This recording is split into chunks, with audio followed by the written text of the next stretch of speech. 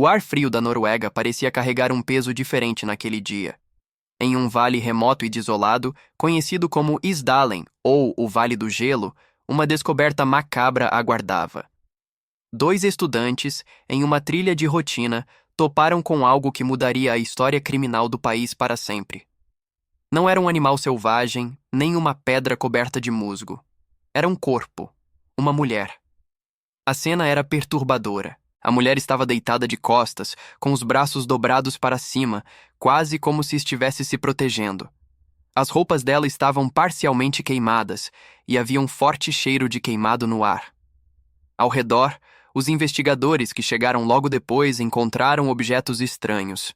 Uma garrafa de licor, um isqueiro, algumas pílulas para dormir, pedaços de um chapéu de pele e botas de borracha. Não havia bolsa, nem identificação.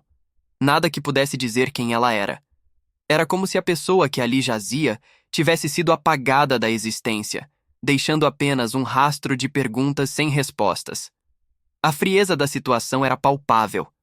A mulher não tinha documentos, nem dinheiro, nem nada que a ligasse a qualquer vida conhecida. Os policiais, acostumados com cenas de crime, se viram diante de um enigma. Quem era essa mulher? Por que ela estava ali, naquele lugar isolado? E o que, ou quem, a levou àquele fim tão violento e misterioso? Um silêncio angustiante pairava sobre a equipe, enquanto cada um tentava processar a imagem e as poucas pistas disponíveis. Não havia gritos, nem desespero visível, apenas uma quietude mórbida que parecia engolir todo o vale. A autópsia inicial não ajudou muito. O corpo estava tão queimado que a identificação visual era impossível. Os médicos legistas encontraram fuligem nos pulmões dela, o que indicava que ela estava viva quando o fogo começou. Isso só tornava tudo mais sinistro. Alguém a matou e ateou fogo? Ou ela mesma fez aquilo, em um ato desesperado? As perguntas se multiplicavam a cada nova observação. Os objetos, por mais que parecessem pistas, apenas adicionavam camadas de mistério. Por que pílulas para dormir? Por que o licor? Por que as roupas queimadas? O vale guardava seus segredos, mas não para sempre. A notícia se espalhou, e o caso da mulher de Isdal logo se tornou um dos maiores mistérios não resolvidos da Noruega. A população estava chocada. Como alguém podia desaparecer assim, sem deixar rastros e reaparecer morta em um local tão isolado? A falta de qualquer pista concreta gerava especulações. Seria um crime passional? Um assassinato político? Ou algo ainda mais complexo? A verdade é que a mulher de Isdal era um fantasma. Ela havia vivido entre as pessoas, mas ninguém sabia seu nome real. As poucas informações que a polícia conseguiu juntar só tornavam a história mais confusa, como se ela tivesse se esforçado para não ser identificada. Quem era essa mulher e por que seu fim foi tão violento e enigmático? Antes de continuarmos, inscreva-se no canal e diga-nos onde você está assistindo nos comentários. A investigação começou de verdade a partir dos poucos vestígios que a mulher deixou antes de sua morte. A polícia se viu numa caçada por pistas que pudessem traçar os passos dela, tentando montar o quebra-cabeça de sua vida. Não havia nada fácil. Era como tentar seguir a fumaça. Os objetos encontrados com ela eram a chave para entender o tamanho do mistério. A mulher carregava consigo uma coleção de passaportes falsos, cada um com uma identidade diferente, mas todos com a foto dela. Além disso, havia várias perucas, de cores e estilos variados, e roupas de diferentes tamanhos e modelos. As etiquetas das roupas haviam sido removidas, uma prática comum para quem não quer ser rastreado. Ela também usava anéis, mas sem nenhuma gravação, sem nenhuma marca que pudesse indicar um fabricante ou uma origem específica. Tudo parecia projetado para ocultar sua verdadeira identidade.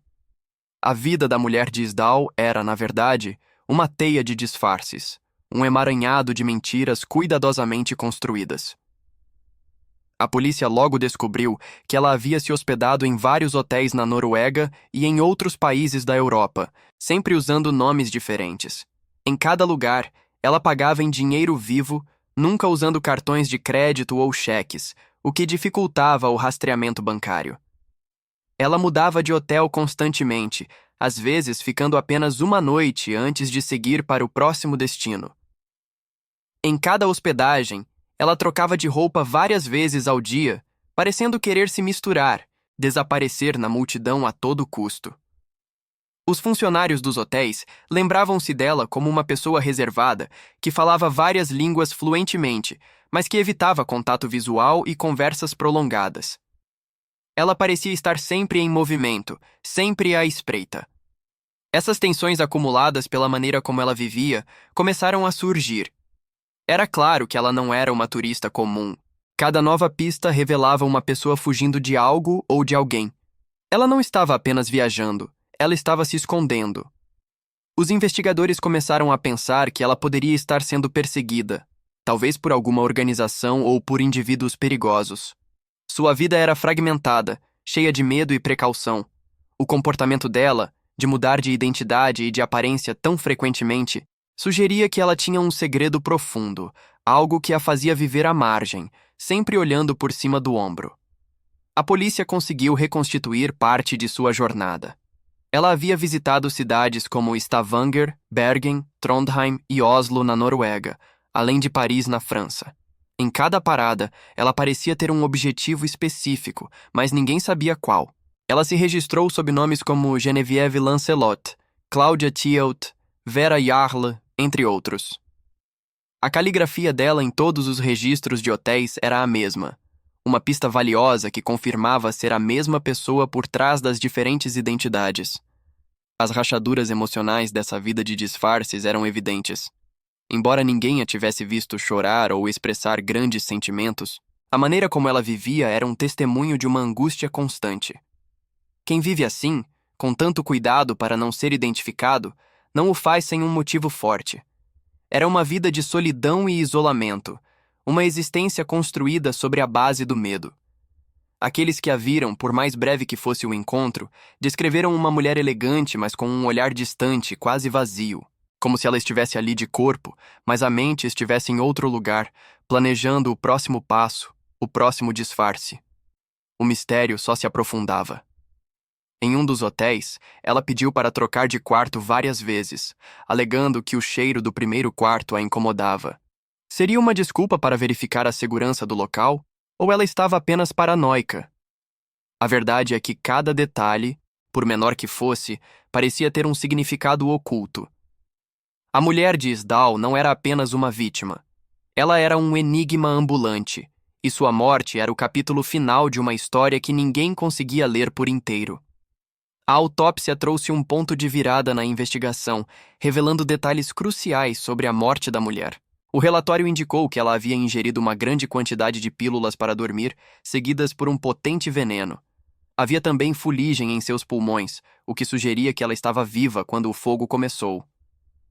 A causa oficial da morte foi intoxicação por monóxido de carbono e envenenamento, com queimaduras de 3º grau em grande parte do corpo.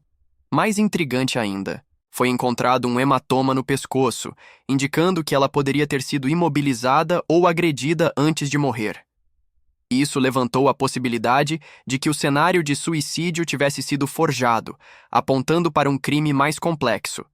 Os legistas também descobriram que seus órgãos internos estavam limpos, sem qualquer sinal de doenças crônicas ou condições médicas pré-existentes. Ela era uma mulher saudável, o que tornava a ideia de um suicídio ainda mais difícil de aceitar para os investigadores. A análise forense dos seus dentes e da estrutura óssea indicou que ela tinha entre 25 e 40 anos, com uma boa saúde dental e nenhum trabalho dentário notável que pudesse ajudar na identificação através de registros odontológicos internacionais. A polícia começou a conectar os pontos, mas a imagem que surgia era cada vez mais nebulosa.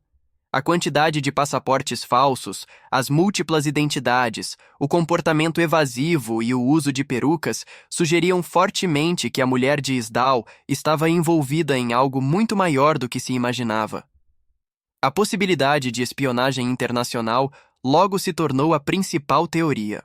A Guerra Fria estava em seu auge, e a Noruega, com sua localização estratégica, era um terreno fértil para agentes secretos.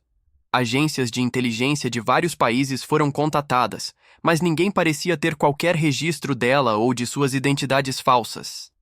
As pistas levavam a becos, sem saída internacionais, com cada país negando qualquer conhecimento sobre a mulher. A investigação esbarrou em uma parede de silêncio e burocracia. Os números de telefone encontrados em seus pertences eram de cabines públicas ou de contatos que não levaram a lugar nenhum. As malas que ela havia deixado em uma estação de trem em Bergen, dias antes de sua morte, foram examinadas minuciosamente.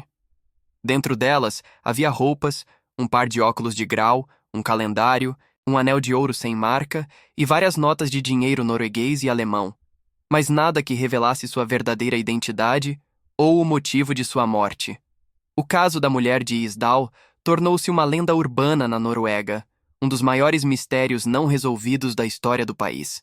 Apesar de todos os esforços da polícia, sua identidade real permaneceu um segredo guardado pelo tempo e pelas montanhas geladas. A história dela é um lembrete vívido da fragilidade da identidade e dos segredos que a vida pode esconder. Ela viveu e morreu como uma sombra, deixando para trás apenas perguntas e a imagem de uma mulher enigmática cujos passos nunca puderam ser totalmente rastreados. Mesmo décadas depois, o fascínio por seu caso persiste. Novas tecnologias e análises de DNA foram aplicadas aos poucos vestígios biológicos que restaram. Em 2016, uma análise de isótopos de seus dentes revelou que ela provavelmente nasceu e cresceu na Europa Central ou Oriental, e que havia vivido na França e na Bélgica em algum momento de sua vida. No entanto, mesmo com essas informações, seu nome verdadeiro continua desconhecido. Ela se tornou um símbolo de mistério, uma figura trágica cuja história ressoa com a imaginação popular. Seu nome verdadeiro se perdeu no tempo, mas seu mistério ecoa para